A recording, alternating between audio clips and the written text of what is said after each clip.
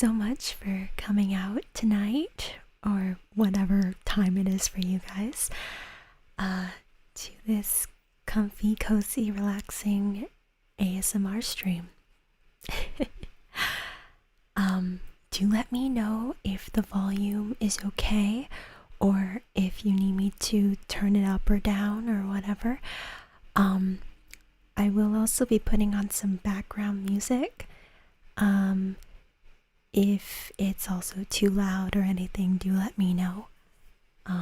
But yeah, I'm gonna be honest, I don't really have a plan. I'm basically just gonna be like tapping stuff. I have on these fake nails right now, and they are a hindrance to my existence. It's very hard to pick things up and incredibly hard to type anything, both on my phone and my laptop. But they make amazing tapping sounds.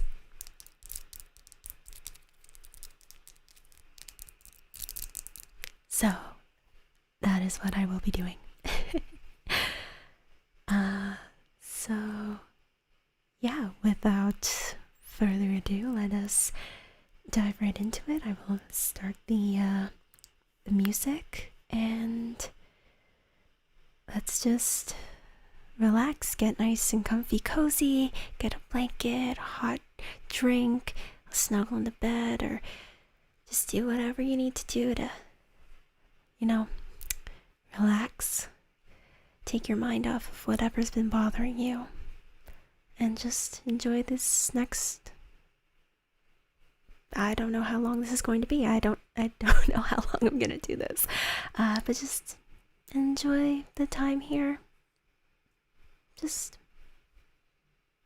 existing. With no other obligations.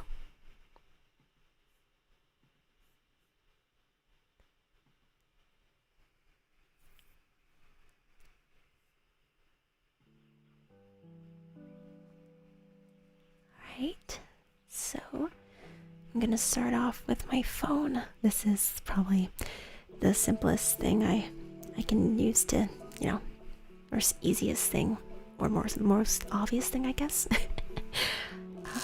It's got like a sparkly back. It's got all these little beads.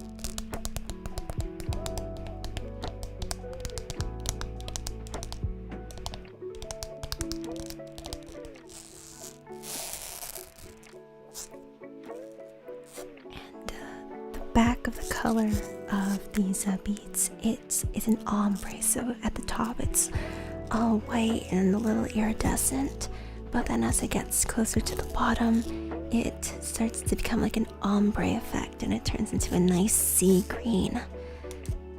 Now that I'm looking at it, it's almost like a Kenta green. Oniyan. I'm actually sad I missed the recent Navi stream because it was happening while I was asleep, so I hope they upload the archive so I can see what chaos was happening.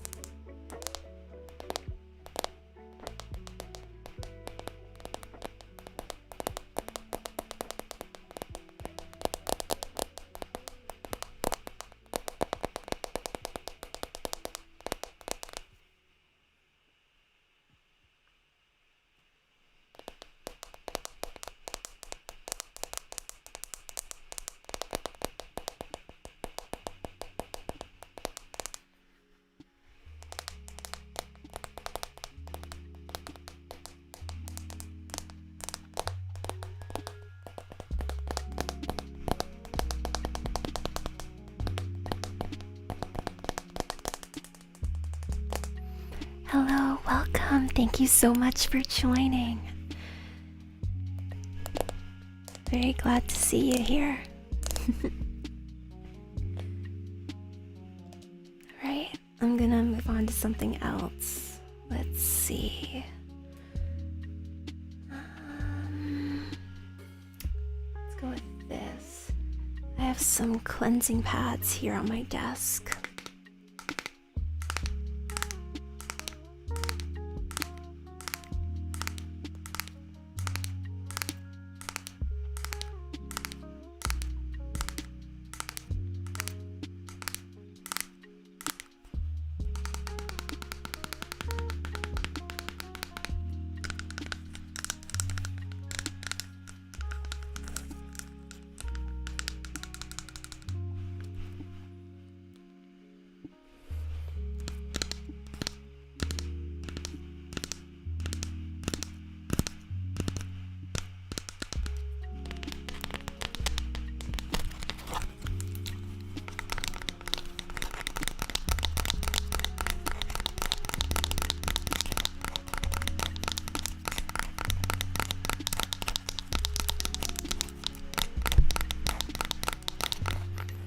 Apologies if I hit my microphone. I'm still trying to gauge a good distance between where I hold the items that I tap, so it's not too far away, but not actually like hitting the mic.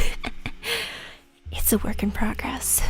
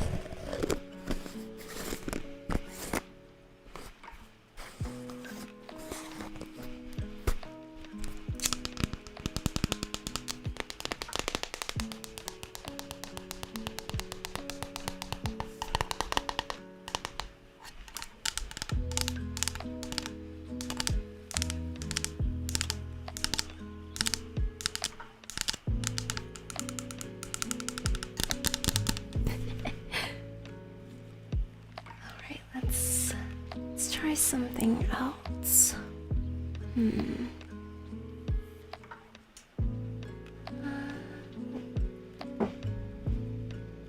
I have this.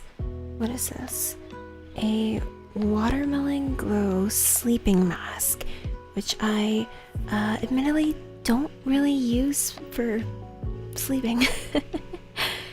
I've only used it a couple times. I don't think it works well with my skin. It clogs the pores a bit too much. So, but I like tapping the lid.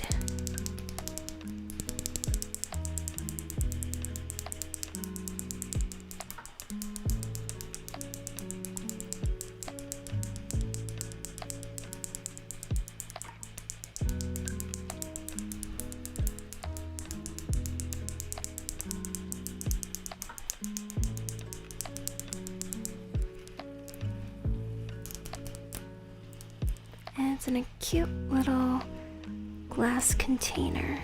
It's got a very thick glass bottom area, I guess. And I don't really know how to describe it, but it's like when you have like a drinking glass and you can kind of see the bottom where like there's like a lot of glass that's formed underneath where like the area is where like the liquid goes.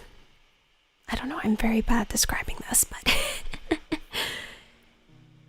it's a very interesting looking, what would you call this, container?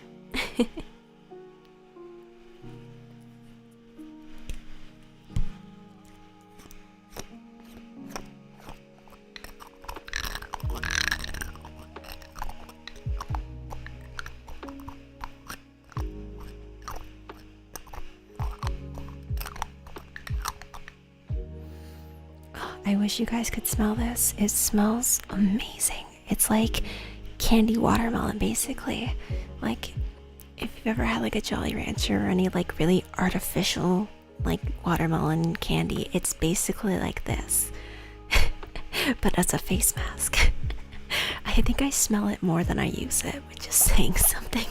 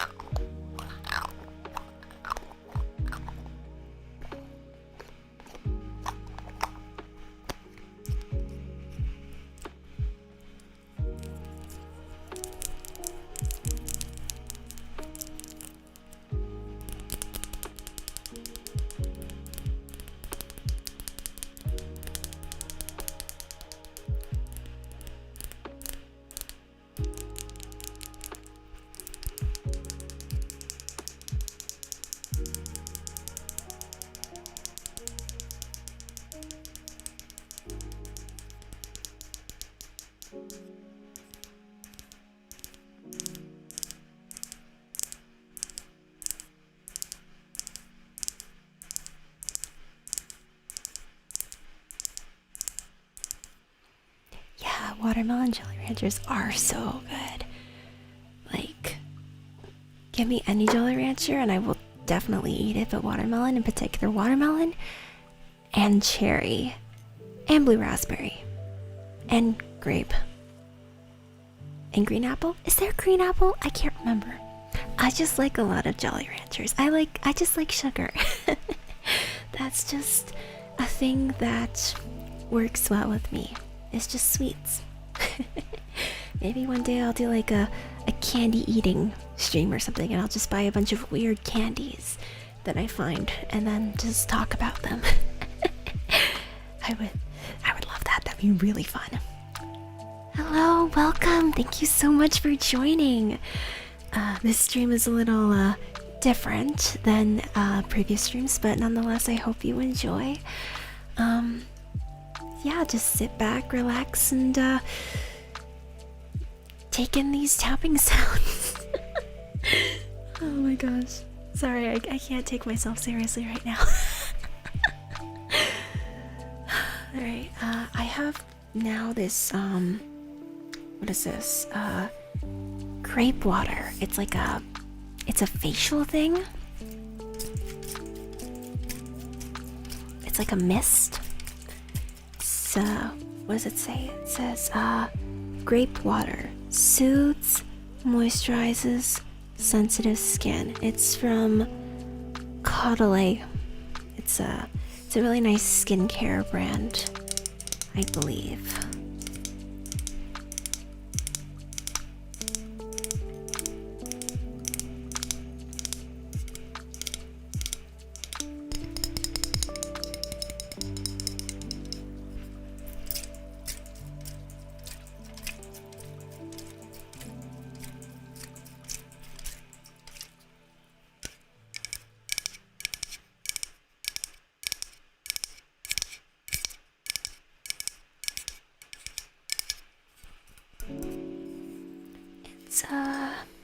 It's a pretty small can. It's 75 milliliters, or I believe 2.7 ounces. I don't know. I don't really know the imperial system that well. There are some things that, at least when it comes to like imperial versus metric, Canada is very weird that because we're so close to the States, we kind of have to do both. Because, you know, we're in Canada and we use metric, which makes sense. But then we also have to use imperial from time to time because we import and export and communicate with the States so much that we just end up knowing terminology from both. And then sometimes terminology that just you don't understand. Like, For some reason, when it's like small weights, like in grams, I'll understand that better than larger weights like kilograms. Like, I understand pounds better than kilograms, and I don't understand why. I don't get it.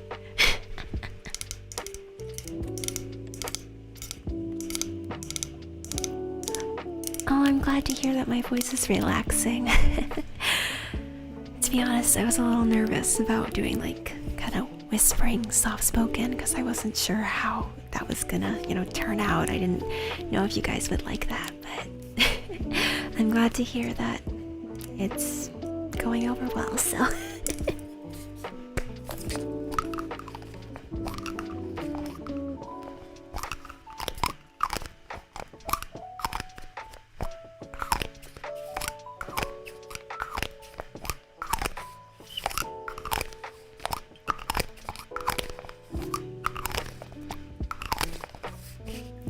Hello, welcome. Thank you so much for joining.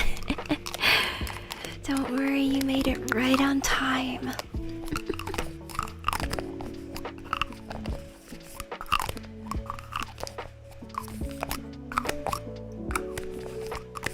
I gotta say, I think out of like all the triggers that there are in the world for like ASMR and stuff, lid sounds are one of my favorites. I don't know what it is about it, but it's just so soothing and like satisfying to listen to, and it's just like it really calms me down for some reason. I'm not sure why, but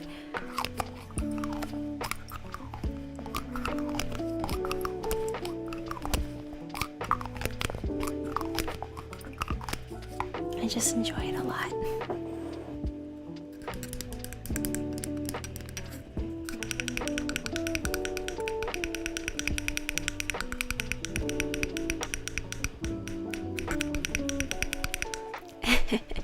Yeah, that's true.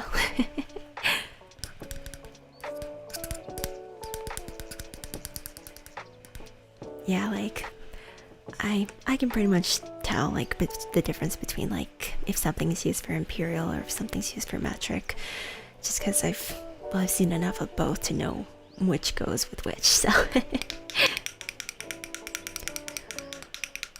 actually, in my previous job, because it's owned by an American company, I believe, we had to do a lot of our measurements in imperial measurements, so I got more familiar with like measuring stuff by like ounces, but not enough to the point that I would like automatically know it like just like that if it were like presented to me, but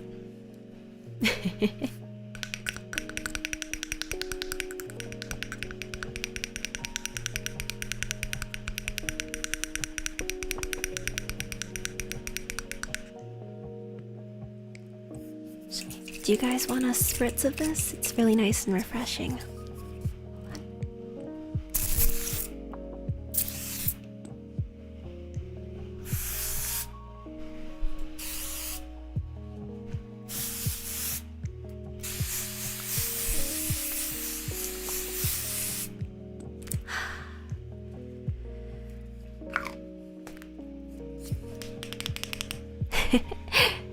Hopefully that was nice and refreshing.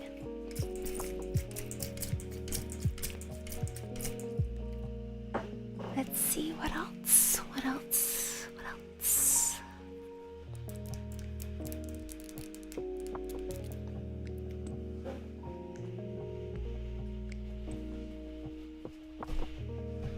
Hopefully that didn't mess up the sound too much. I have this tiny little notebook that I just pulled out from under my XLR cable. Why it was there in the first place? I'm not exactly sure. I guess I didn't put it away.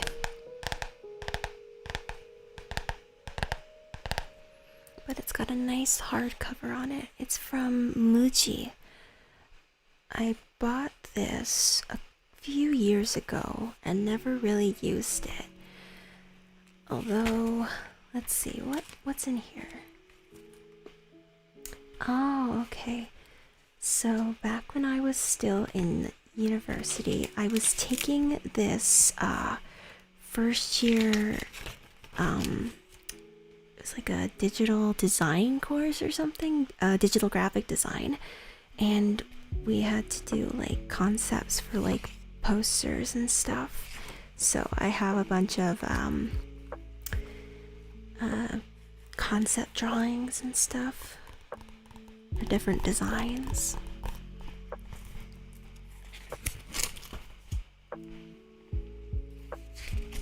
They weren't very good, so I won't describe them.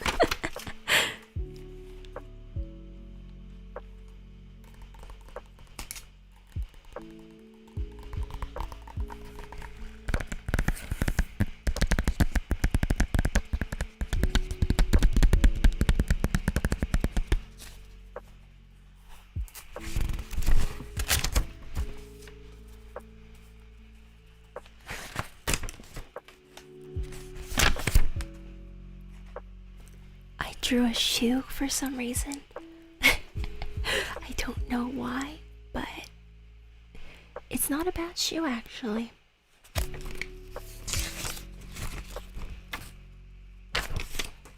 Oh my gosh. This notebook has the first drawing of Nanahoshi Ren I ever did. Oh my gosh. Wow. And that was back in 2019. This was like very shortly after I got into Hargo Novice, like when I really became a fan of theirs, because like I knew of their existence for like a couple months prior to me becoming like a fan, but like I wasn't like super into them. I just thought, oh hey, they're cool, you know, I'll support them.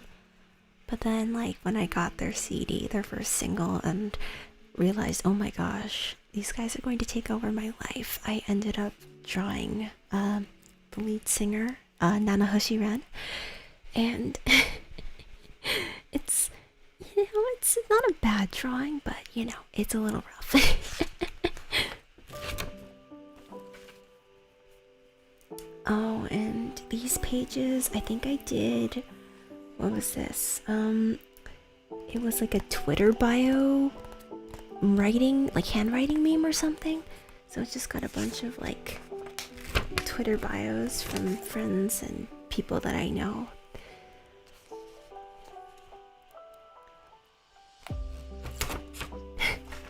My handwriting is not very good.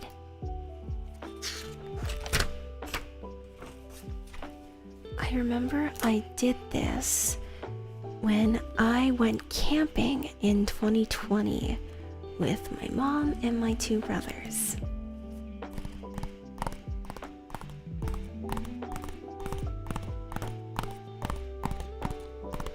I actually remember at the time it was in August. I remember that because August last year wasn't a great month for me.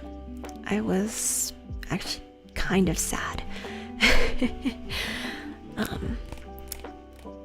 Like I was really feeling like this huge sense of like dread and burnout and stuff, and I was just feeling like overall really terrible.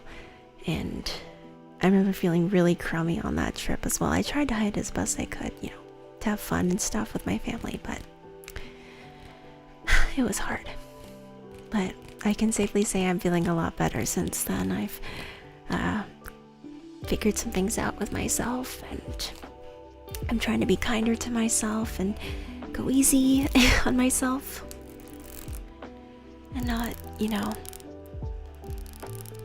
demand perfection of myself anymore or set my expectations too high that they're completely unattainable for me.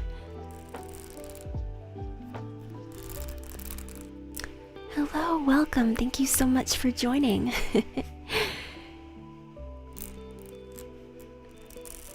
I hope you can sit back and just relax, enjoy your time here, throw all your cares away, and just exist for a brief moment. Or something cheesy like that. Oh wow, there was a lot of these that I wrote out. Oh, and this last page, I haven't written in anything else past this one, but I was trying to write out hiragana characters, and I wrote out a, I, U, E, and then I was going to write O so I could complete the 5 like vowels of hiragana, but I couldn't remember what it looked like, so I wrote ko instead. And that was also all by like memory. I wasn't like referencing any of the characters, and for the most part I got them right, so I was kind of proud of myself. But then eventually I did look up what the O hiragana looked like and tried to replicate that. So yeah, I also did what is it, ki, ka, and ku. Yeah.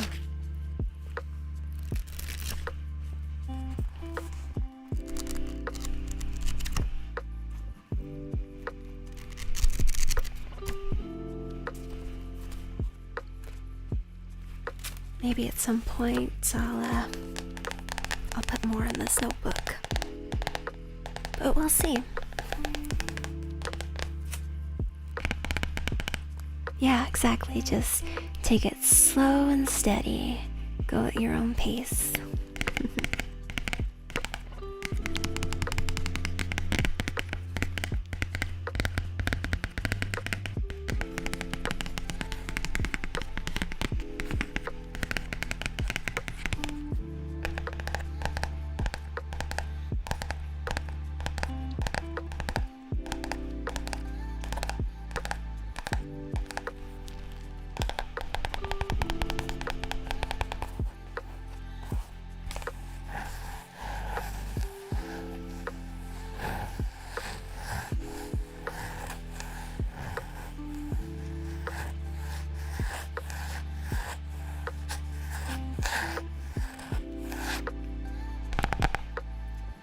Alright, what shall I go to next?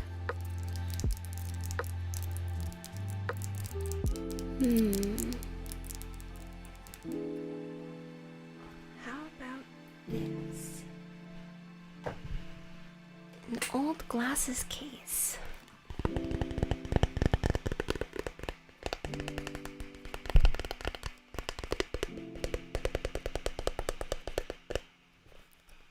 It's a little dusty. I haven't worn these glasses in a while, but these are some pretty sweet glasses. They're Ray-Bans, and they've got not a thick border, but a very noticeable frame.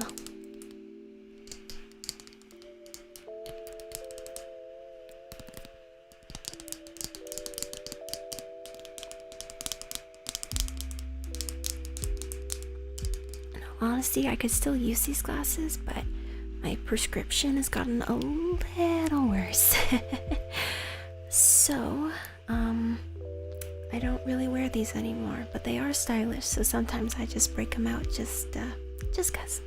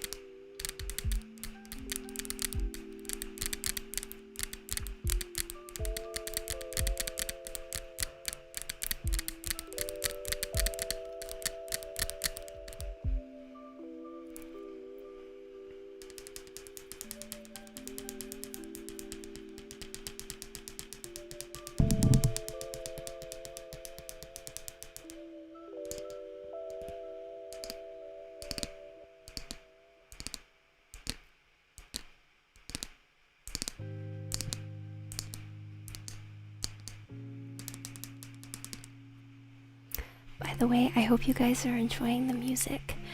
I thought I wanted to spice it up a little bit, kind of change things up from the usual background music. So,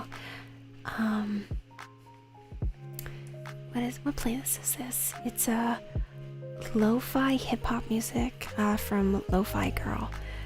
I've heard about this Lofi Girl, but like I never really looked into it. But when I was looking for music, it popped up, and I thought, hey, why not? Check it out. And there's a lot of good music on there, so yeah, I was just tapping on my glasses, so yeah. Now I'm tapping on the case that they come in. It's kind of like a faux leather kind of look. They say Ray Ban.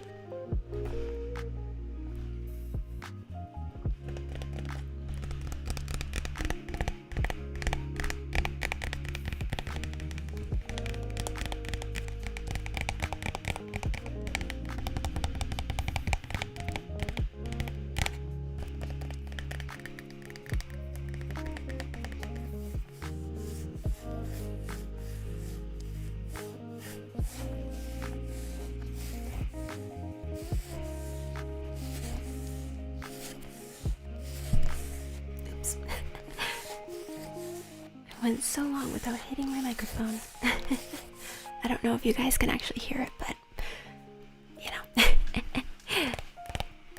I'm doing my best not to hit my microphone while I do this, so. Oh good, I'm really glad that you guys like the music. It was very, very chill. It's true to its name.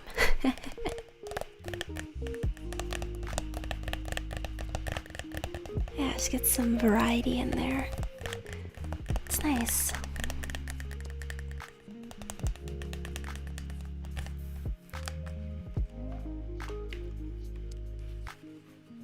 We have some cleaning cloth in here too.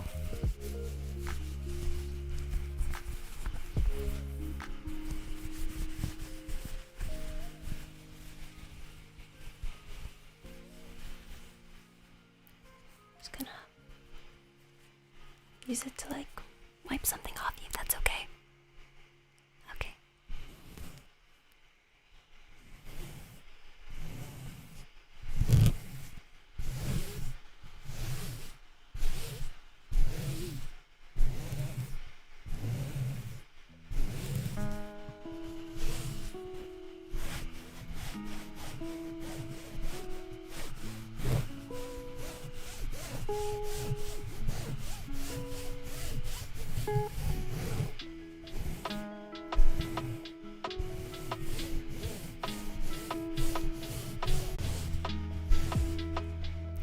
Perfect. Alright.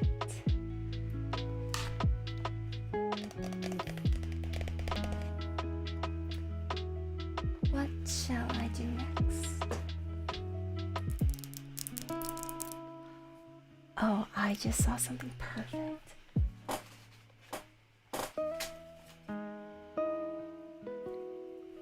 So, I think this was last Christmas, but one of my aunts got me a couple bags of lavender, like actual like lavender, and it's in a nice little silk bag. And what you're supposed to do is kind of scrunch up the bag a little bit, and then it'll release a lovely lavender scent.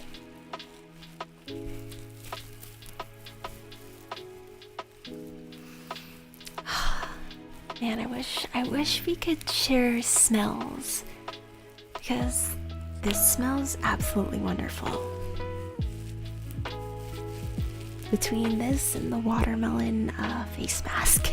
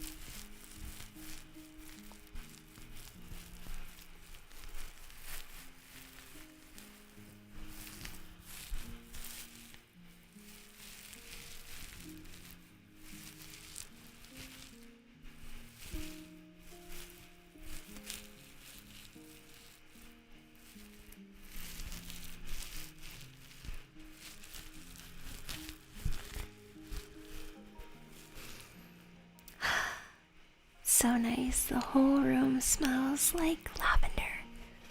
Lavender. Lavender. Lavender.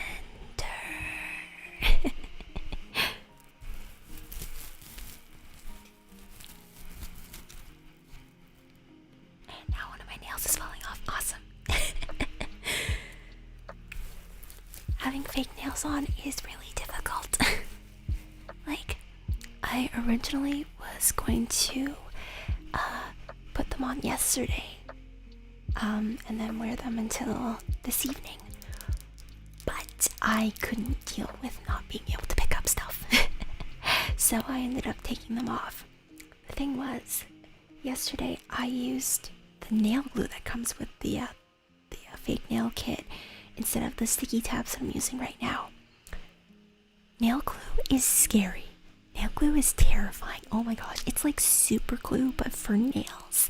I needed to like soak my nails in nail polish remover for at least like 5 minutes for each nail. And even then, it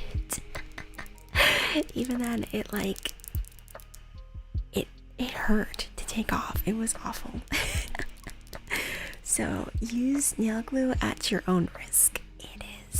It is hardcore. What can I say? I just want to be one with the lavenders. That's what would make me truly happy as a person.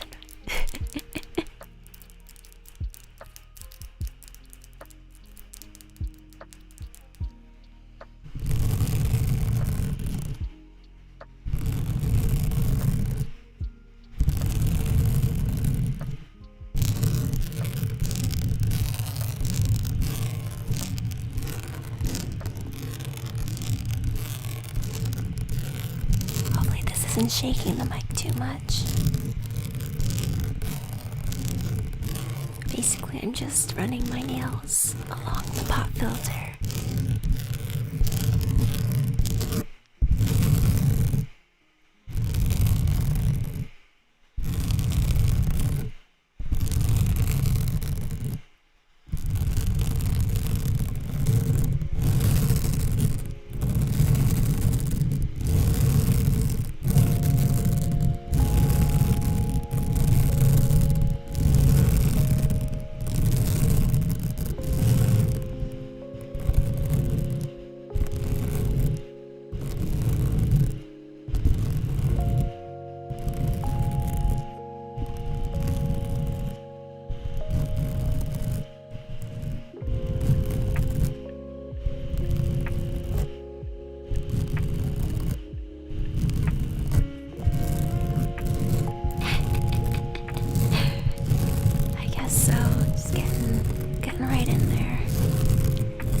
All the bad thoughts away. Making sure that only the good ones are there. So you can rest well, have a clear, open mind, and focus on the important things in life.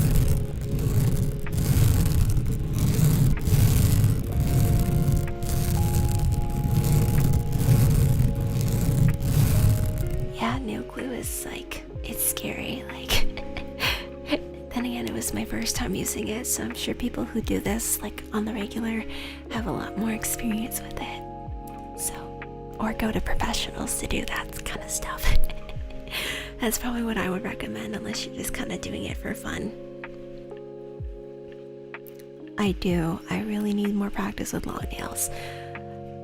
Like, I'm that kind of person that just, like, clips them immediately when they get too long because they end up breaking anyways, so it's just annoying. But I like the look of long nails, especially when you have like a nice nail polish color on. Actually, when I remember when I went to Tokyo back in 2019, I specifically grew out my nails as long as I could, so I could paint them a really nice shade of like royal blue.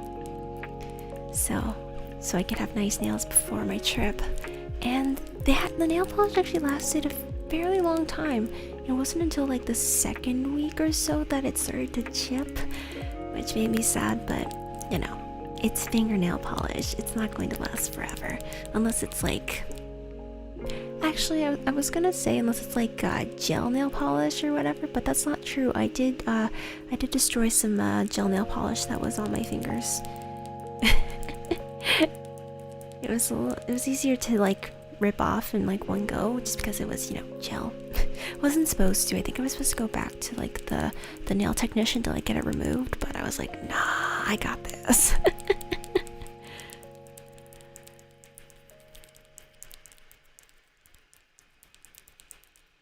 Good job, me.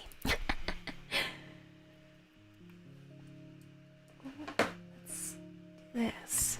This is my hairbrush.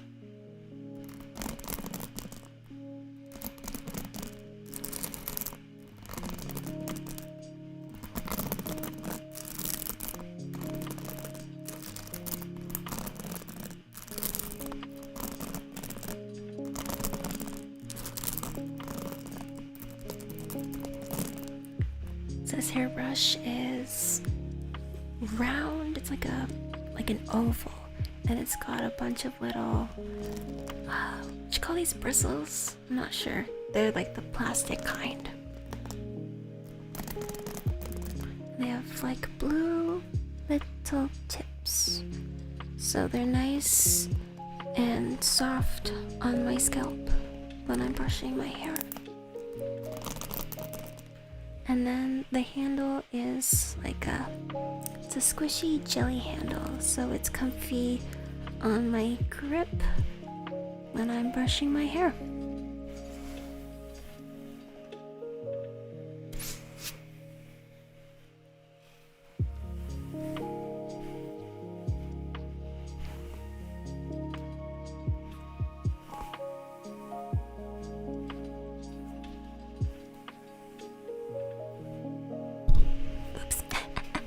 Sorry about that.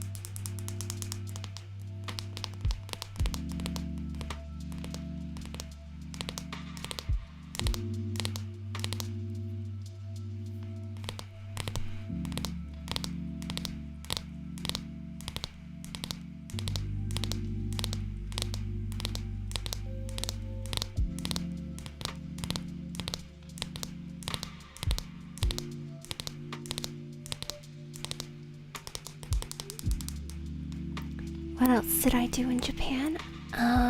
Let me think. So, the main reason I went to Japan at the time was because, well, it was my birthday month. I went in December of 2019, and I wanted to celebrate my birthday there. So my birthday is on the 10th of December, so it's actually coming up in less than a month, so that's exciting. But yeah, I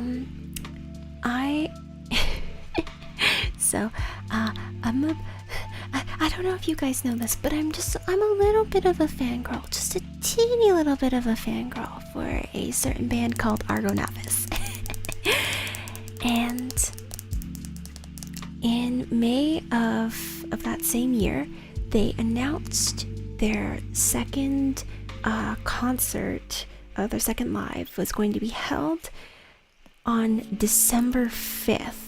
And I jokingly thought to myself, well, guess I'm going to Japan for my birthday. And I was like, there's no way that'll actually happen. Then I was like, wait a minute. I just graduated university this year, and now I'm working full time. Maybe I actually could go. So I spent 6 months saving up, working about 40 hours each week at my previous job, so I could make enough money to be able to fund this trip. So what did I do? I ended up going by myself because I think I mentioned this previously, but I was supposed to go with one of my friends who was coming, who eventually did come and entered the country at some point, but she had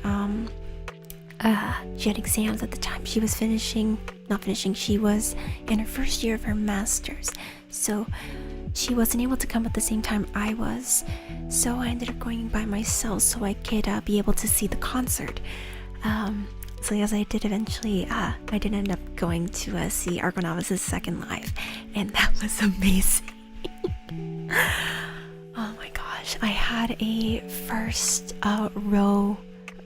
balcony row view, so it was like pretty close, but I still had like a nice high vantage point where I could like see like the crowd below, and I could see the stage and all the guys and everything, and oh, it was so much fun. It was my very first concert too. I'd never been to a concert before that, and the whole atmosphere of the place was just so awesome. Everybody was there to cheer on these guys that we all loved and cared about so much, and enjoy this fleeting night under the stars.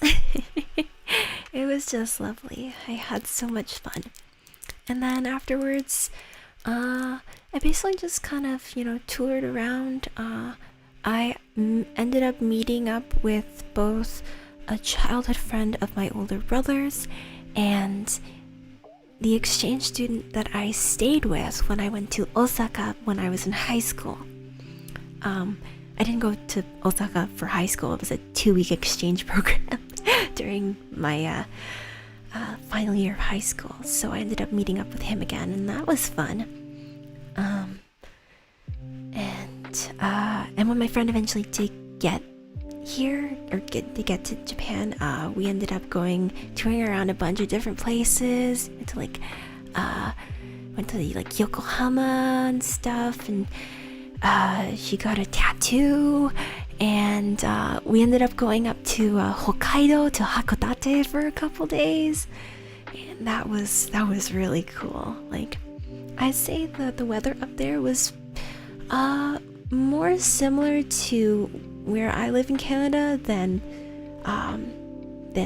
Tokyo itself. Tokyo was a lot warmer. It felt like early spring weather, which looked a little weird because everybody else had their puffy jackets out and scarves and hats and stuff, and here I am walking out outside in a light windbreaker. I must have looked a little strange, not just because I had this giant Ida bag on my shoulders, but went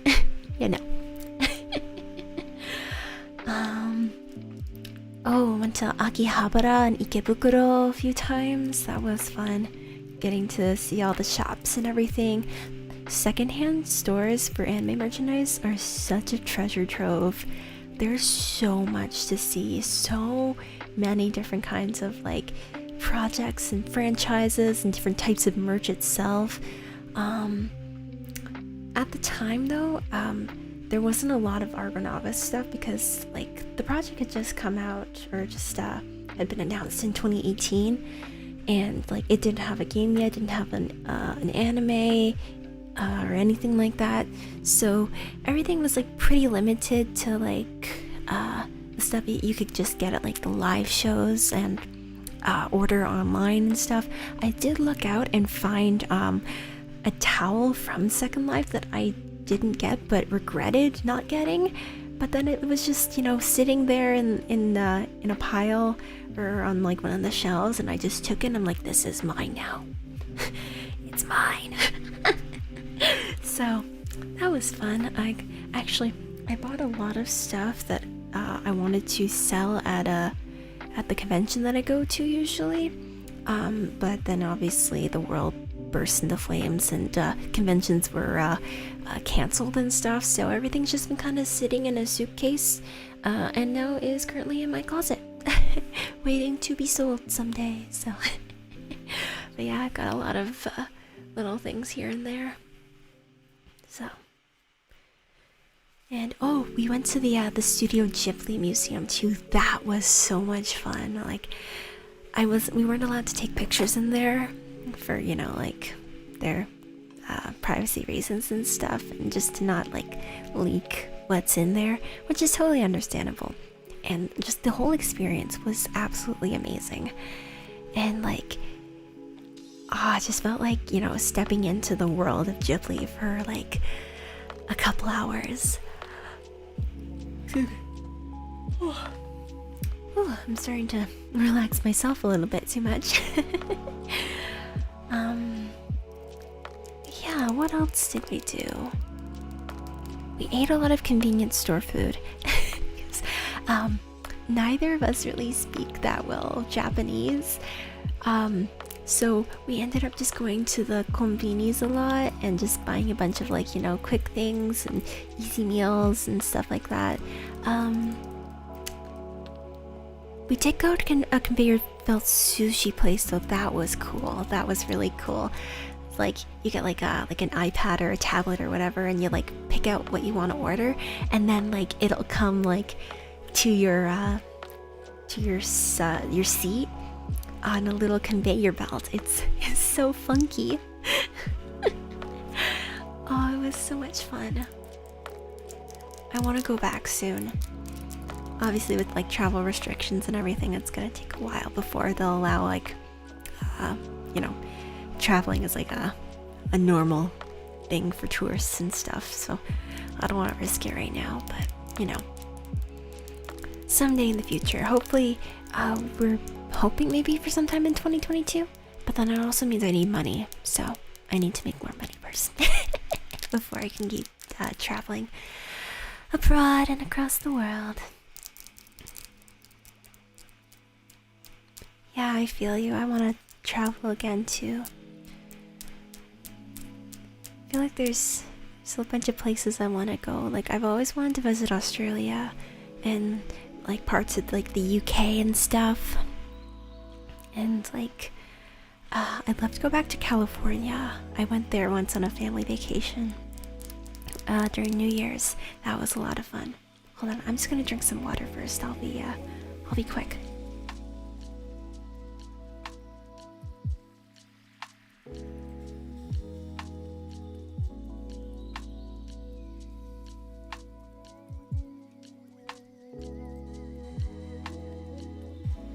Alright, back. But yeah, California was really nice. It was very, very warm. It was very deserty. And lots of cactuses there, or cacti, I guess. Yeah. It was fun.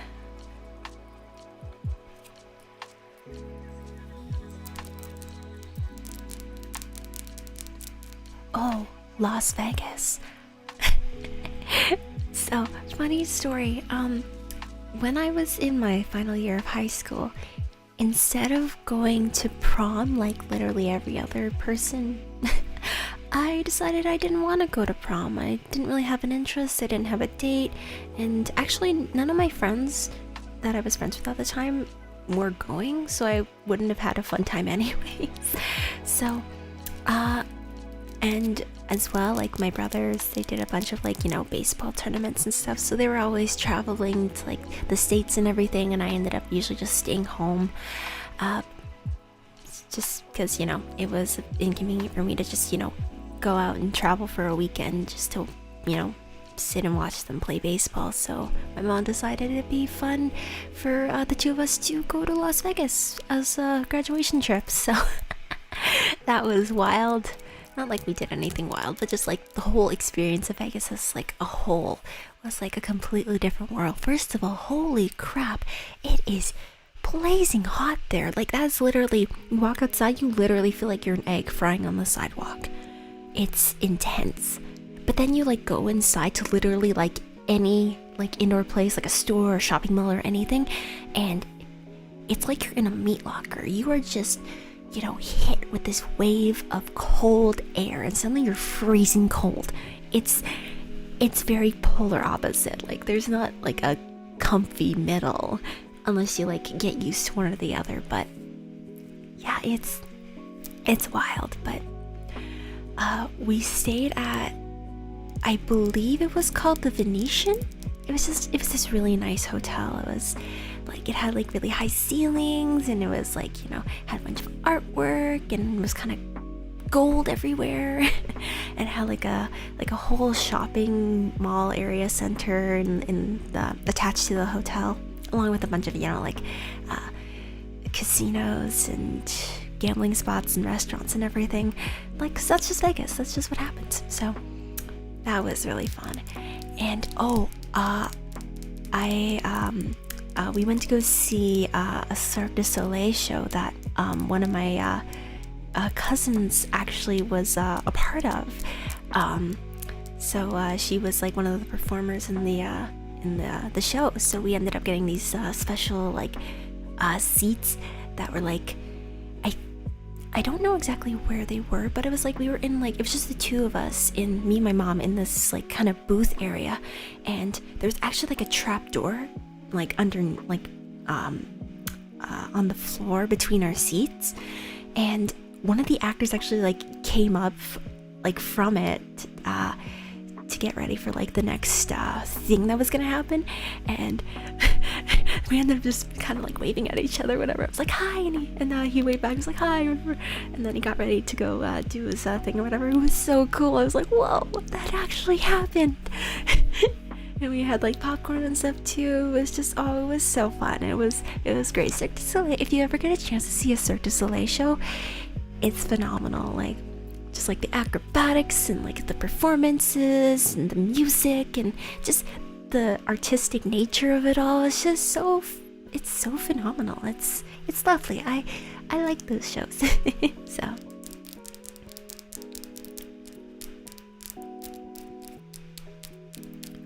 oh my gosh, yes, that'd be so much fun to hang out in Cali. Absolutely. Yeah, so many plans were ruined. It sucks. But, you know, hopefully things are getting better, and, you know, even if things don't return back to normal, actually, like, I don't expect things to return back to normal after this. Like, I don't think after everything that's happened we can return back to the way things were, but my hope is that we will grow and learn from these horrible tragedies and things that have happened, and try to create a new, better normal, I guess. One that, you know, is more beneficial to us in our daily lives, and more considerate and stuff. I know.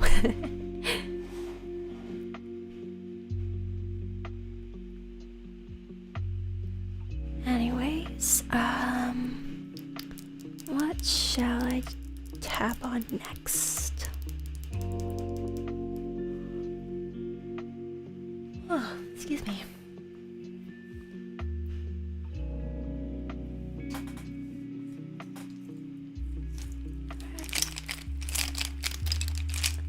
Noticed my pencil case full of ink pens and markers and stuff. I've actually got some more markers in a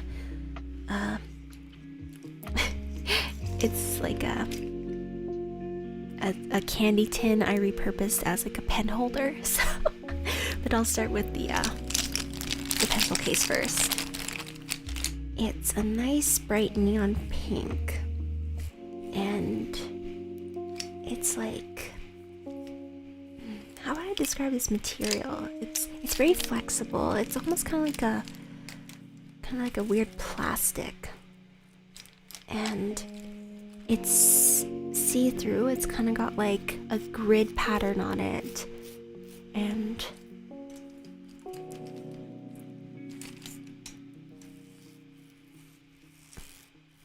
it doesn't have any fabric covering or anything, so you can like put stuff through the tiny little holes. I feel like I could have described that better, but you know, live and learn.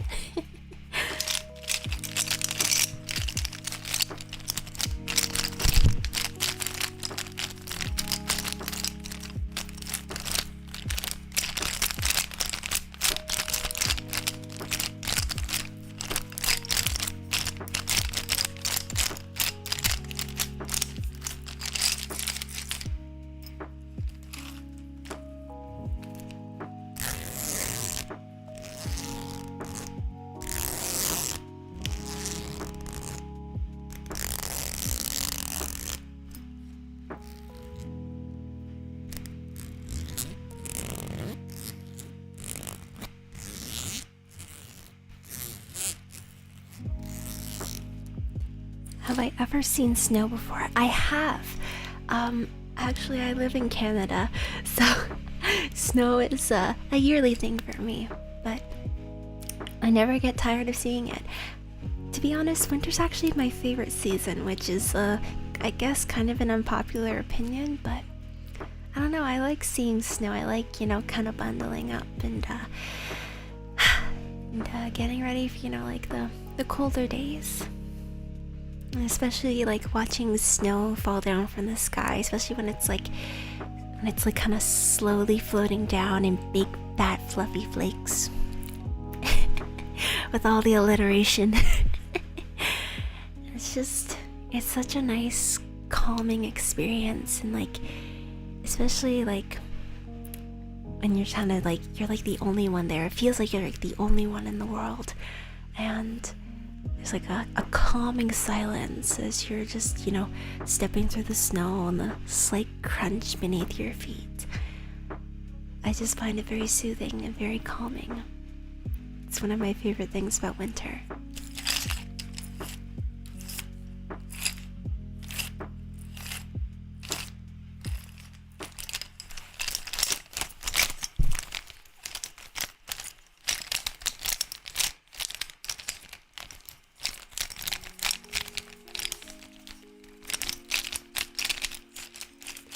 And I also used to go skiing as a child.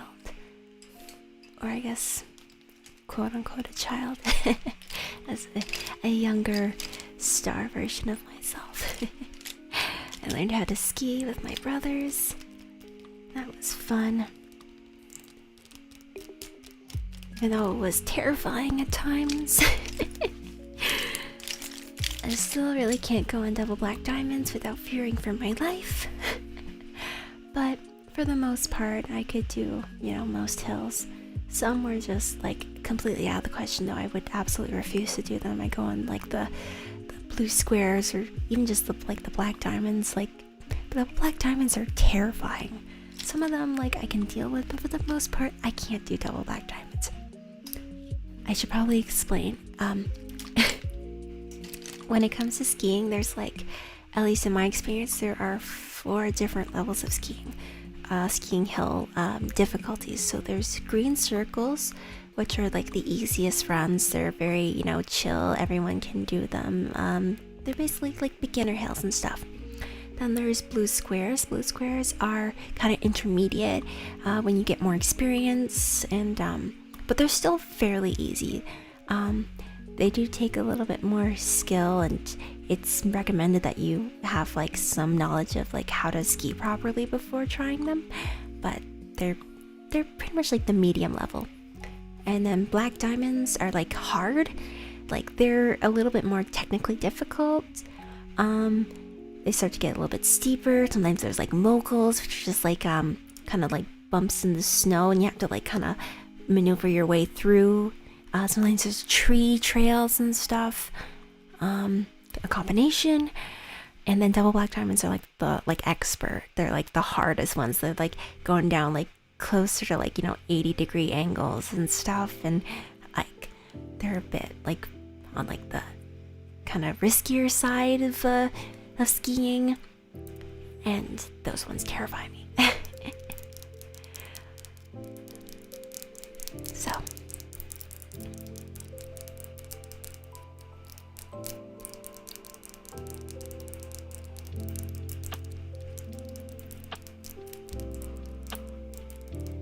no, I haven't gone skiing in a while though. It's been a few years, like a good few years since I last went skiing. It's like, once everyone graduates high school and stuff, it's a little harder to kind of get things together. Everyone's studying and not always, like around and stuff. So it's hard to do like family trips and stuff. And none of my friends or people I know really ski. Like, I'm not a very athletic person overall, but in comparison, I am the most athletic. So, but yeah, it's been a while. I don't know if I still remember how to ski, but I figured it's probably like riding a bike. I wouldn't forget. I hope I wouldn't forget, fingers crossed.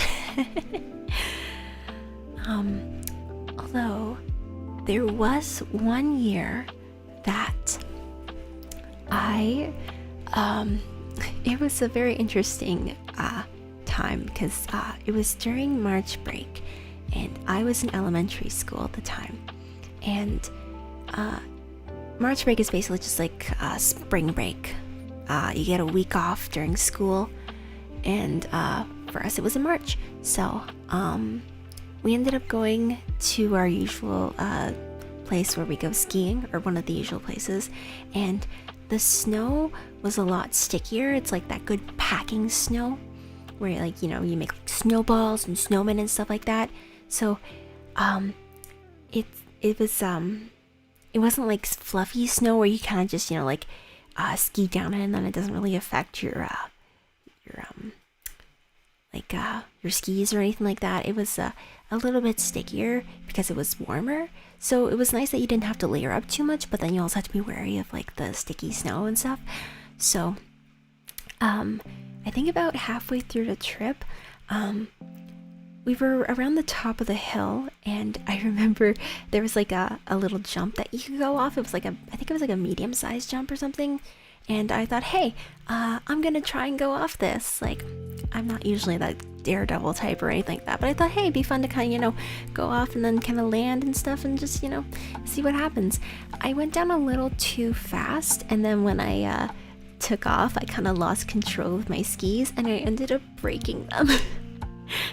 For some reason, somehow, that was the only thing that I broke was my skis. I'm lucky that I didn't break anything else. So I ended up having to retire for the day because, without skis you can't really, ski. So I ended up going back to our little, it wasn't a hotel, it was like a, what would I call it? I don't know. It was like a mini house or whatever, the place that we were staying at, just outside the village of where we were, of the resort that we were at.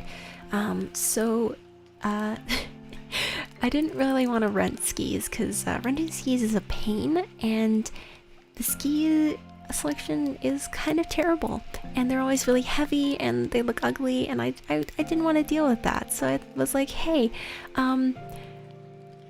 Mom, can I try snowboarding? Because I was like, if I'm gonna rent something, like, why not try something different? And like, I've never seen snowboard before, but I thought it looked super cool, and I thought it'd be cool to try.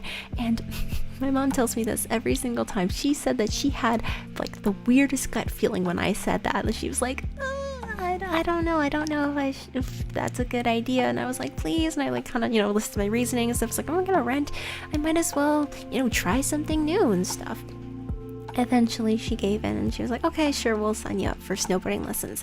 So the next day or so, I ended up having a one-on-one private lesson with an instructor, and we went down some of like the baby hills for like those who are like learning how like ski and snowboard and stuff. And my butt was really sore afterwards. Oh my goodness. It was like I fell a lot. I fell so much. Like that's the thing when you're like learning how to ski and snowboard, you're gonna fall a lot. It's just inevitable. Gravity's gonna take you down with it. But actually that's one of the first things that they teach you when you're learning how to snowboard is that they teach you how to fall on your butt. So you don't like, fall face first and get like a face full of snow. So, exchange for you get a sore butt instead of a face full of snow, So yeah, that was a morning lesson, and then I had an afternoon lesson. So the morning lesson went pretty well, and I met up with the rest of my family who were, like skiing and doing their own thing, and I was like, yeah, I'm having a lot of fun. I'm learning, like, the techniques and stuff, and it's going well. So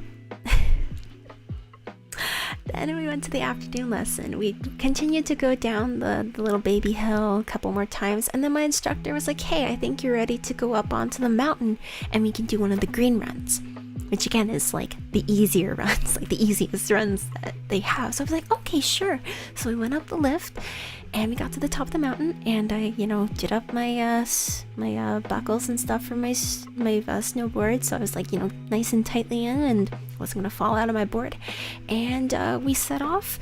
I fell a lot again, but it was mostly going okay. I was continually going down the hill, down the mountain. Everything was going fine. Then we got to this one part that was like like a flat like plateau part before it kind of got to the part where all of the individual runs kind of conjoined together down to like the main part of like the run where like the bottom of the mountain is, where everybody's like gathering together to go to back up the mountain up for the lifts and stuff and whatnot. So it was just before that part. I remember going along that part feeling a little bit uneasy, but I was like, it's a flat part, like I'm doing okay, it's all good. The next thing I know, I'm looking up at the sky, and suddenly I'm on my back, and I'm just thinking to myself, what just happened? Trying to like process that I am somehow not on my feet anymore. Then I realize I can't move my left arm. I love how the music cut out at that exact moment. Perfect timing. Anyways, yeah, so yeah, there I am laying on my back on snow, and I can't move my left arm. And I'm just kind of in a shocked state at this point, trying to figure out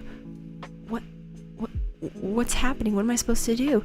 And then my instructor, like, he's still going, he doesn't know that I fell down. So at some point, I guess like he turned around to check on me where I was, and then he sees me on the ground and he calls out, "Are you okay?" And then and me still on the ground, trying to process my life, was just like, no. And at that point, that's when the adrenaline was like draining out and the pain set in. And it hurt so dang much. Like, it hurt so much that I began to shake, and then the shaking made it hurt more, and it was just like a cycle of pain. It was awful. And he ended up having to radio someone to get me down the hill. And then some first aid people came. They got me in this like really long toboggan thing. It was like a full body toboggan, and they had me like wrapped up in like a blanket and stuff. And then he kind of like brought me back down, like my instructor brought me back down the mountain in this like giant toboggan, which would have been so much fun if I wasn't in excruciating pain.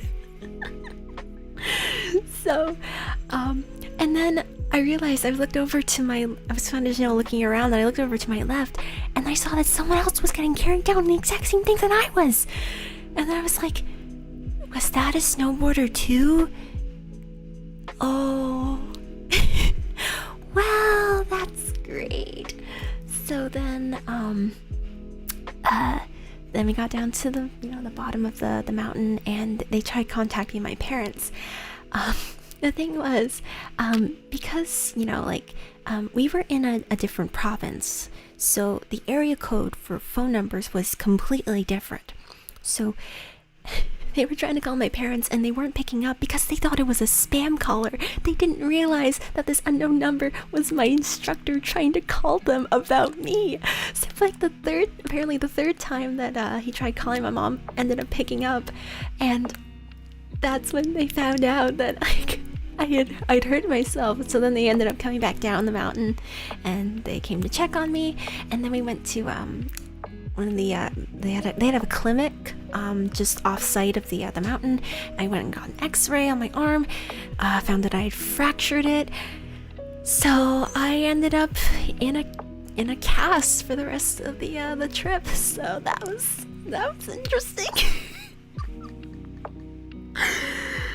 Oh man. And yeah, that's the story of how I broke my arm.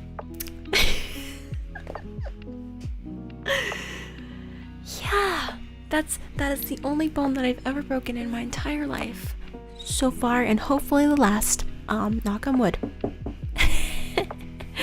But yeah, that was a whole experience in and of itself, and that was like one day. That was within like a few hours. And then like for the rest of the trip, I had it like in a sling for like a few days. And then I was eventually able to take it out of the sling, but I still had like this blue cast on, and I couldn't do anything else for the rest of the trip. I couldn't ski or anything because I was injured. So, but I mean, the rest of the trip I don't remember being miserable. I thought it was kind of funny how everything kind of happened. So yeah. And then, oh my gosh, I remember the Monday that we got back into class. I remember my teacher was taking attendance, and he had this question. It was like, oh, what did you do over March break and stuff? So when he got to my name, I was like, oh yeah, I went skiing with my family, and I learning how to snowboard. And he was like, oh, how'd that go? And then I just raised my arm, and I was like, not well. So that's how everybody found out that I broke my arm. So, talk about a reveals. That was a interesting time.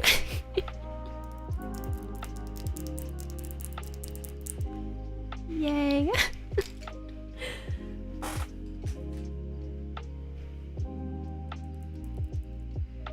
Well, yeah, that's one of the last few times I remember skiing.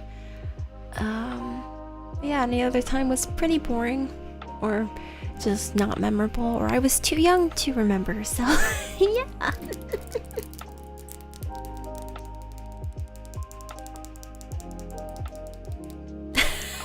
Your body will automatically remember it once you're running away from an avalanche. Oh gosh, I hope so. That would be terrifying. Lodge. That you're totally right. It's totally called a lodge. I totally had a brain fart there. Oh my goodness. But yeah, I luckily haven't had any other experiences that were quite as wild as that. So yeah, that's just one of the few stories I can kind of put away in my back pocket as something that happened to me, and I can just tell people about.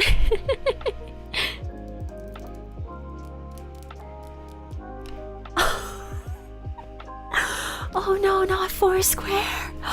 No. Foursquare is savage. My gosh.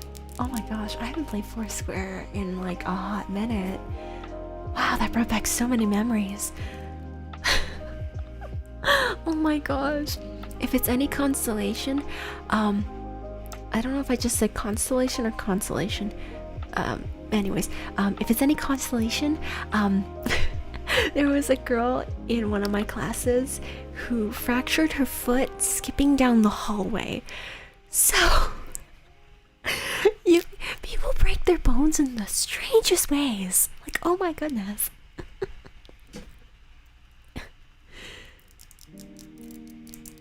Absolutely wild.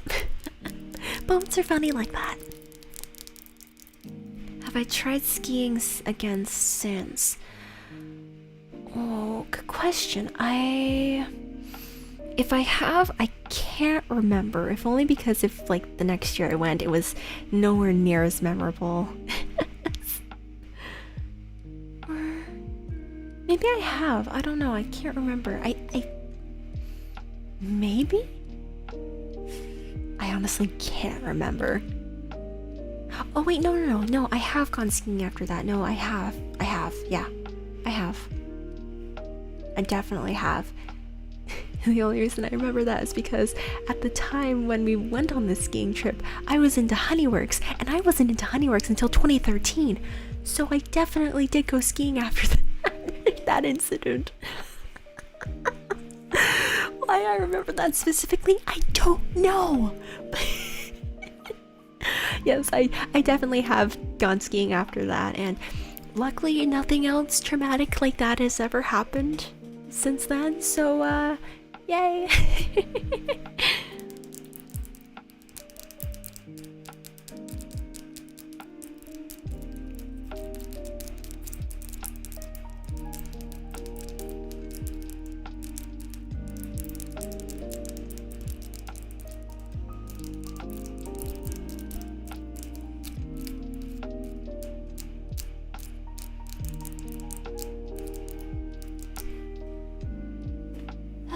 Okay. Oh. Oh my goodness. So this is, I just picked up a phone case that I had for, I think it was for my iPhone 5. Oh my goodness. It's so small. Like my current phone is like so much longer and wider than this phone case. But it's super cute. It's like a bright fuchsia pink, and it's got a cute little bear on it.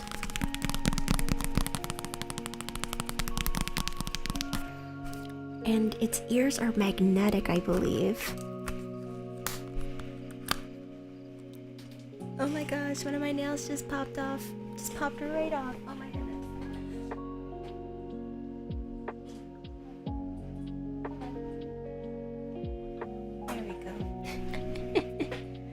I think this nail is a little bit too big. It doesn't fit quite right. Oh well. A lot of the nails that came in like the nail set that I got are actually too big for my nails.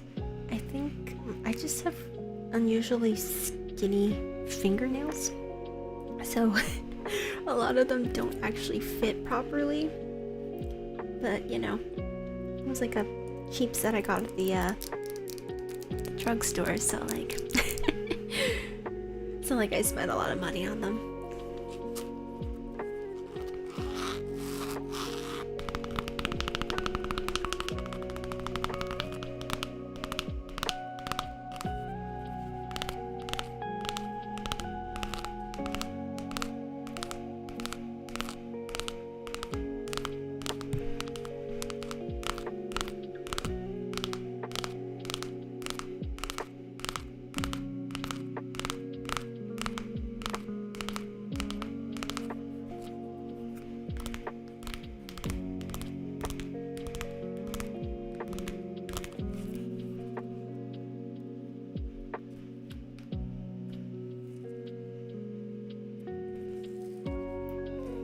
On the inside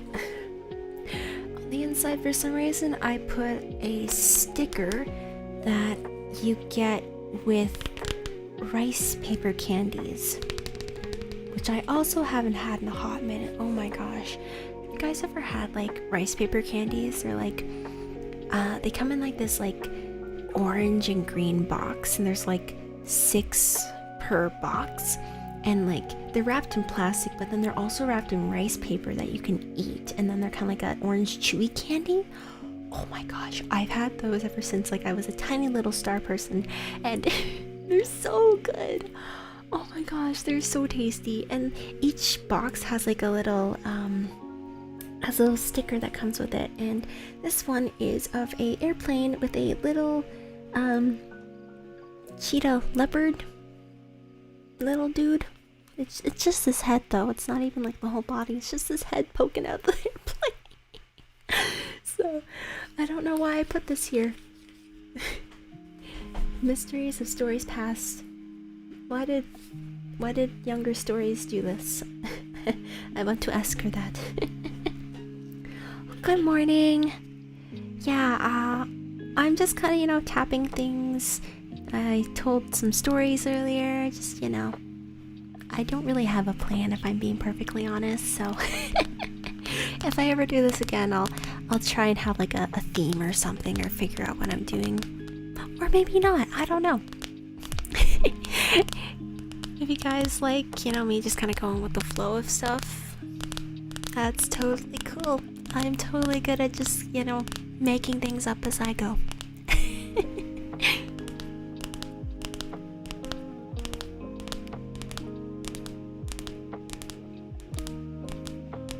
I forgot to mention this at the beginning of the stream, but I hope you guys are doing well. And if not, I hope things will get better. And that, for now, you can forget whatever is troubling you just for a little while.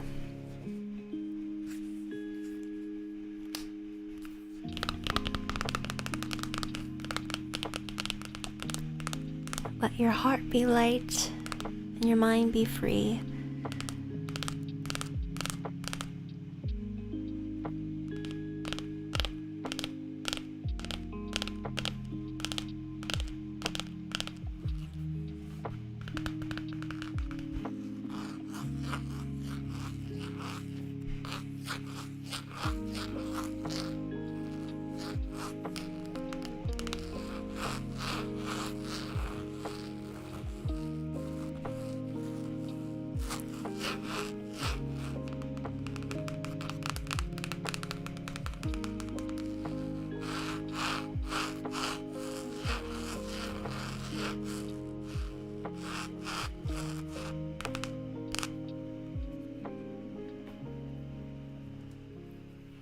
I'm just going to grab something from one of my shelves. I'll be right back.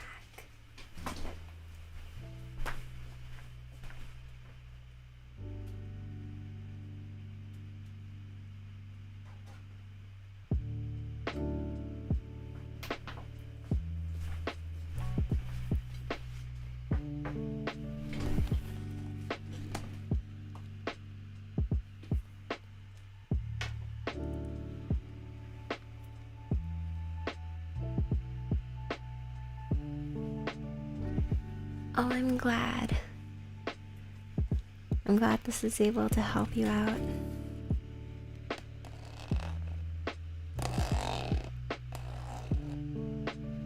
Well, that's good. I'm glad you're doing good.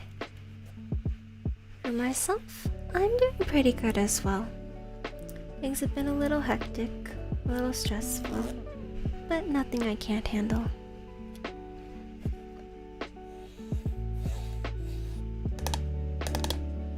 So right now I have a card deck box.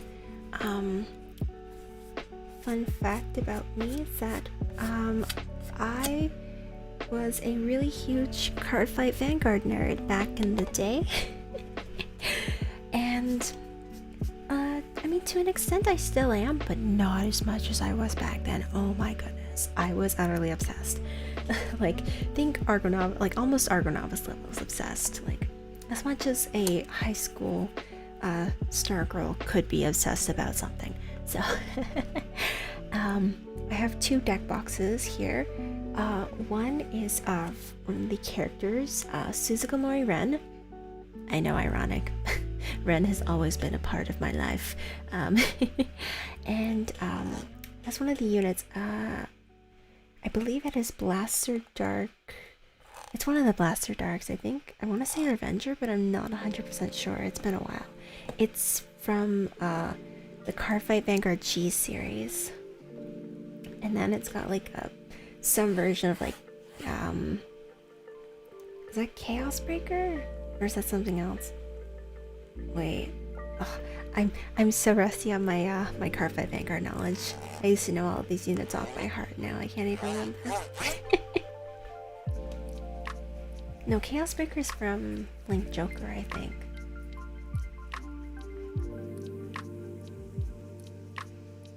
I can't remember the name of this dragon, but it looks cool.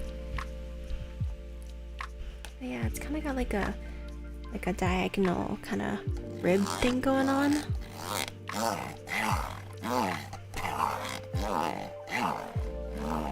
It makes funny little noises.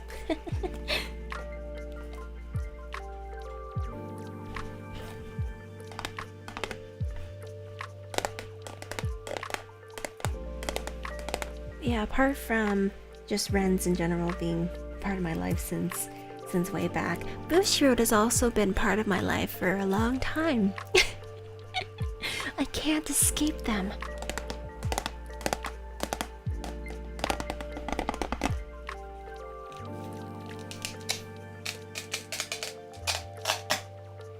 This deck box doesn't have anything in it. I used to have one of my Genesis clan decks in here, but I don't know where that went. I think I put it away somewhere else. So this one is just empty right now.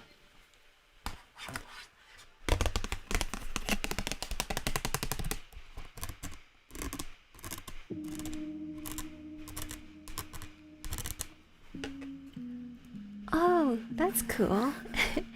I'm glad.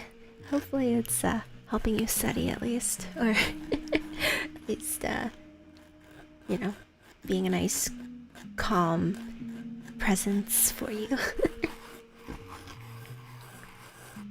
It's got a Velcro seal on it. It's just a little loud, so hopefully it wasn't too loud when I opened it. I held it away from the microphone, but Velcro is Velcro. Stuff is loud.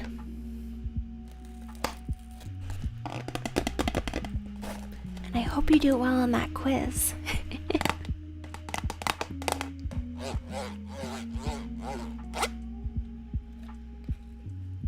And I have this other deck box here. It is Bang Dream themed Girls Band Party Pico. And it has the character Maruyama Aya on it, who is my favorite Bandori Girls Band Party character.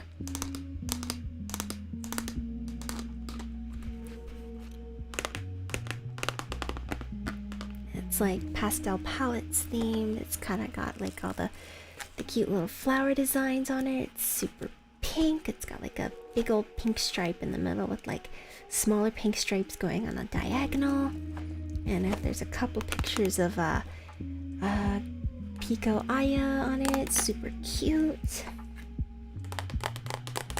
I don't really talk much about Girls Band Party.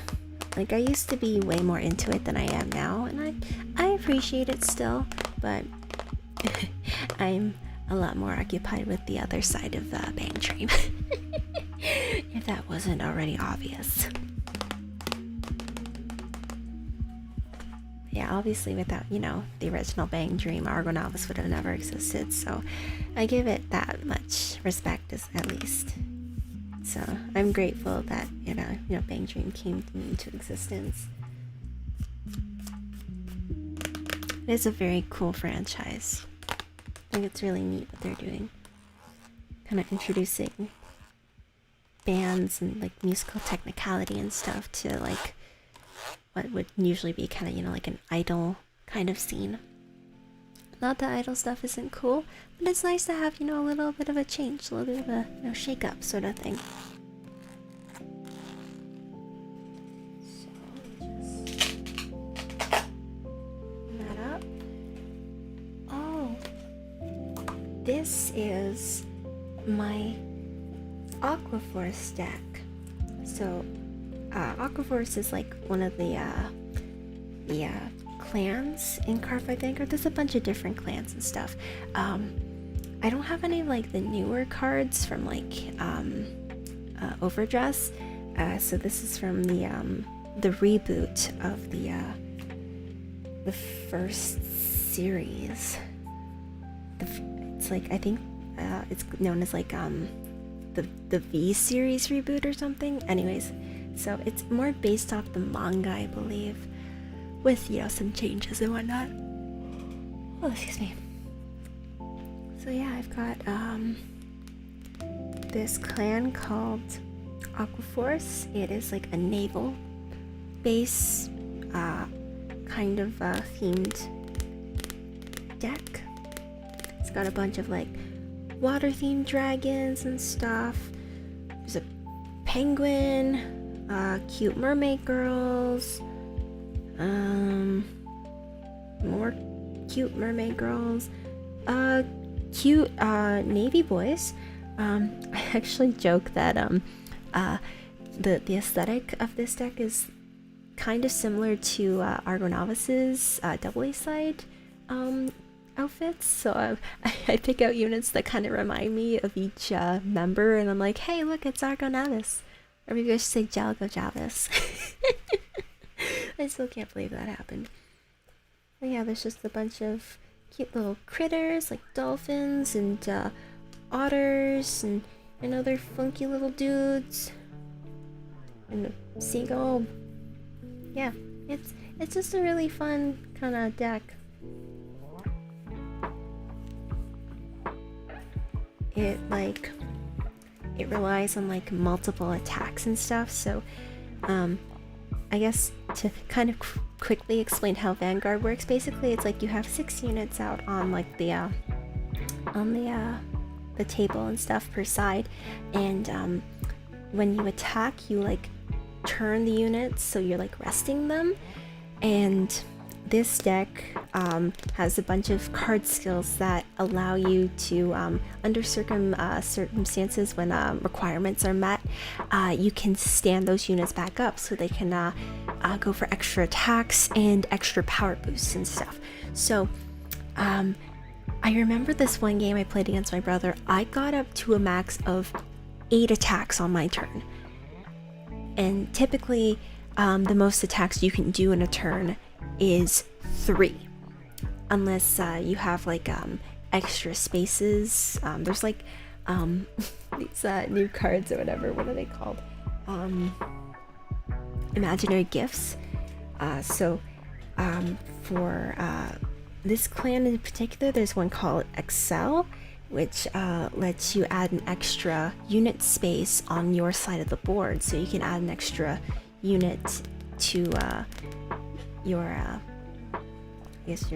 cards and stuff, and go for extra attacks. So I had like a few of these out, and then I had my skills go on and stuff, and then I was able to, you know, do 8 attacks on him in one turn. It was probably the most impressive turn I've ever had in a game before. So yeah, I kind of miss playing. I haven't really played in a while, but yeah. Oh, my card sleeves. My card sleeves are of a character called Tatsuya. He's actually voiced by Maeda Seiji. So I think he was my favorite character from the Shinemon arc, which was like, it was like an arc that kind of it looked at one of the long running characters from the original series, who's voiced by Morishima Shuta, and so it was him, and then Tatsuya, and then another character named Mark White. This guy was a transfer student, and it was so funny. How, like, yeah, the name was very on the nose. So that character, Mark White, was actually voiced by Hyuga Daisuke. So the original Argo Novice trio basically had main roles during that anime season. Just pretty cool.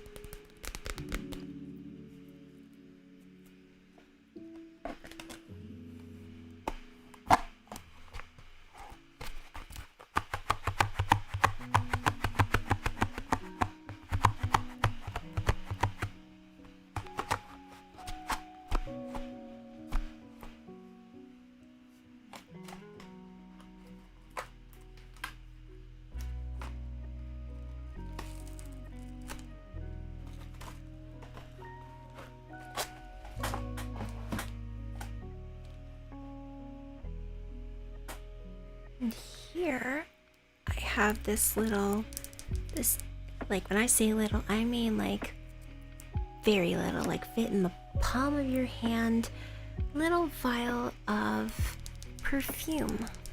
Or I think it has a different name. It's like a more concentrated perfume or something.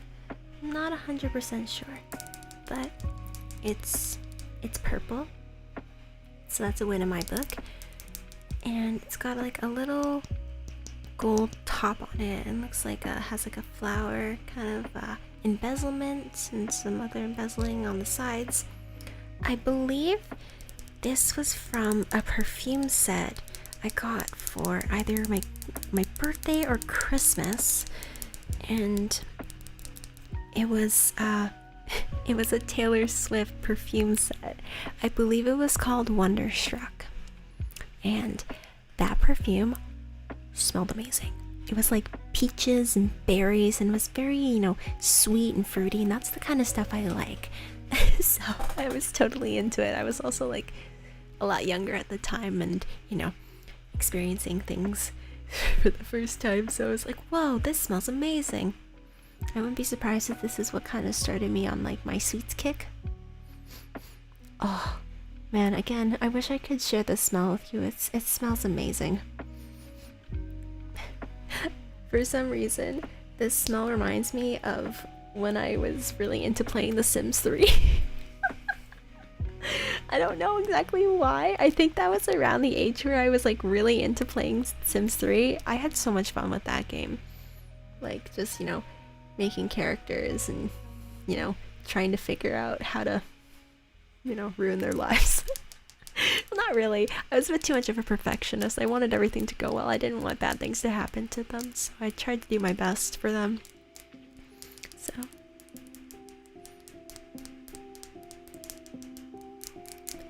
yeah, an ASMR stream.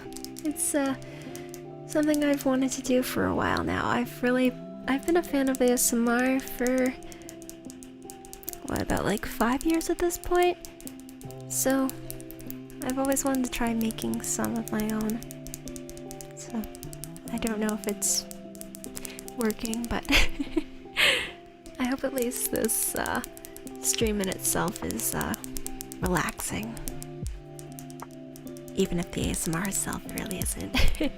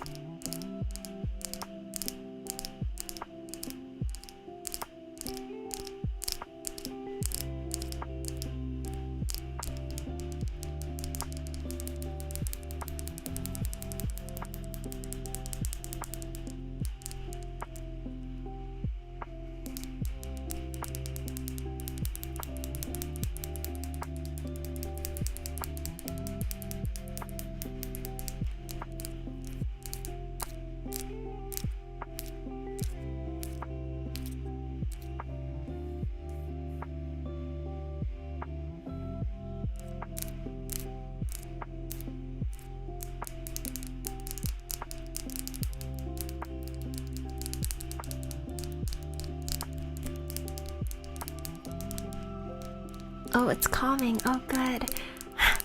I was kind of worried that it would be kind of awkward sounding or weird, but I'm glad to hear that. I think if I, you know, do this more and kind of get used to things, I'll be a bit more confident. But I'm glad to hear that. That makes me feel a lot better.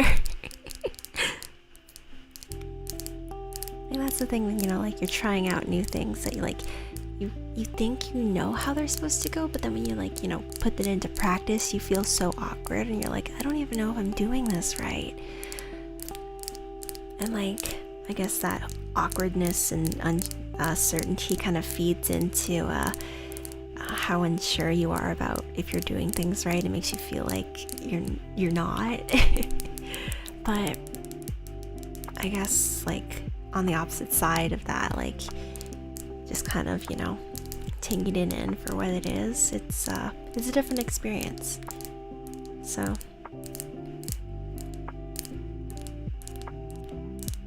I'm glad your experience is good, so I'll keep doing my best.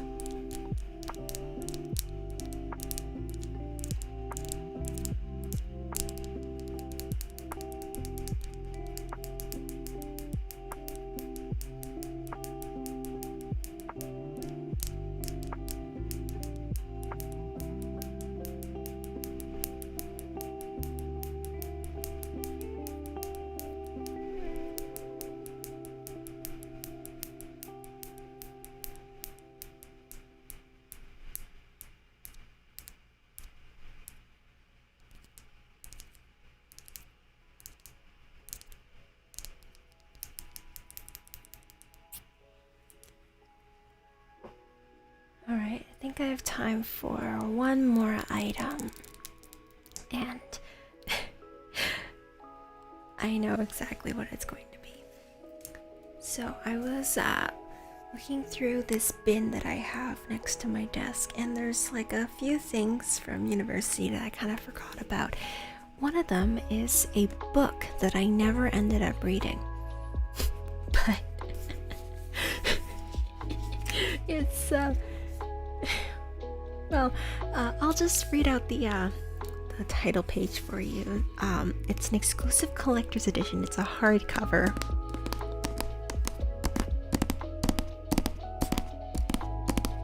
So, like, you know, that's like a big deal when a book is hardcover, not just a paperback. It's a hardcover. The title is called Fangirl.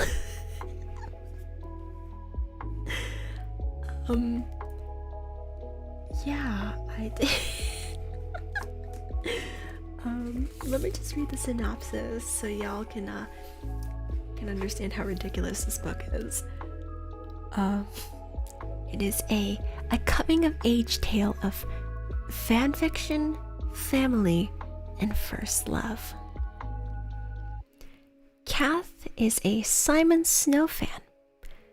Okay, the whole world is a Simon Snow fan, but for Kath, being a fan is her life, and she's really good at it. Wow, same. She and her twin sister Ren ensconced themselves? I don't know how to read that word, that's an interesting word. In the Simon Snow series when they were just kids. It's what got them through their mother leaving. Reading, rereading, hanging out in Simon Snow forums, writing Simon Snow fanfiction, dressing up like the characters for every movie premiere. I feel like this book is kind of calling me out, just a little bit. Kath's sister has mostly grown away from fandom, but Kath can't let it go. She doesn't want to.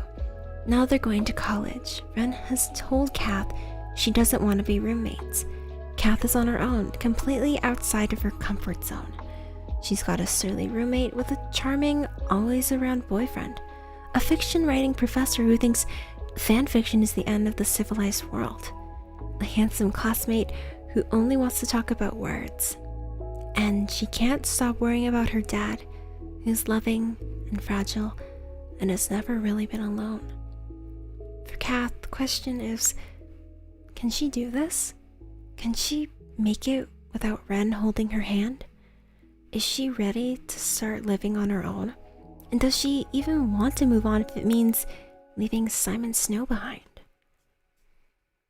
So, this is an interesting book. I feel like, you know, who I am now would actually relate more to this than who I was in the past when I had this book. So, I don't know. Maybe I could read it on stream with you guys. That'd be kind of fun. We could do, like, you know, a few chapters each stream and see how that goes. I think that'd be really fun.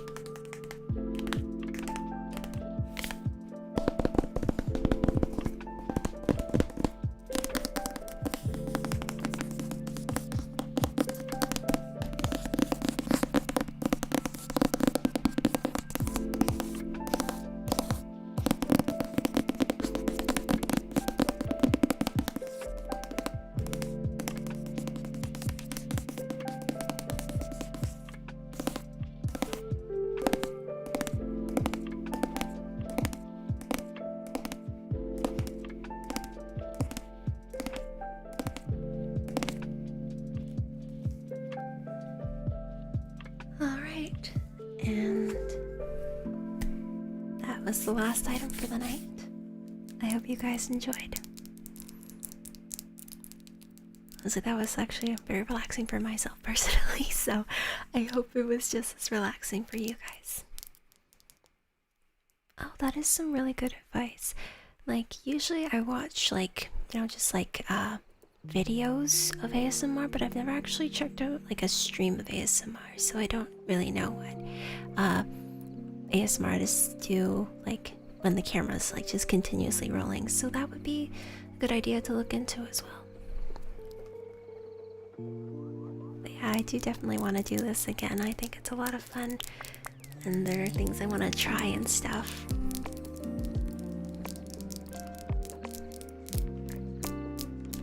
Like, I've seen a bunch of people, like, you know, doing things with, like, you know, like hand cams and stuff, and like there's a lot of like visual ASMR triggers, and I think that would be really nice to kind of have that in addition to like the sounds and everything. So I guess we'll see if I can figure out how to do that.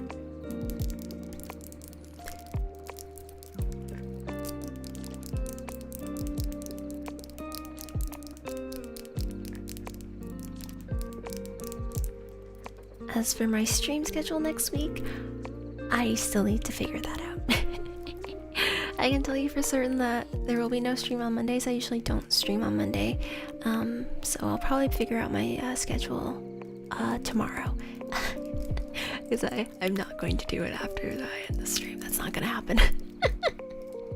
I will go to bed.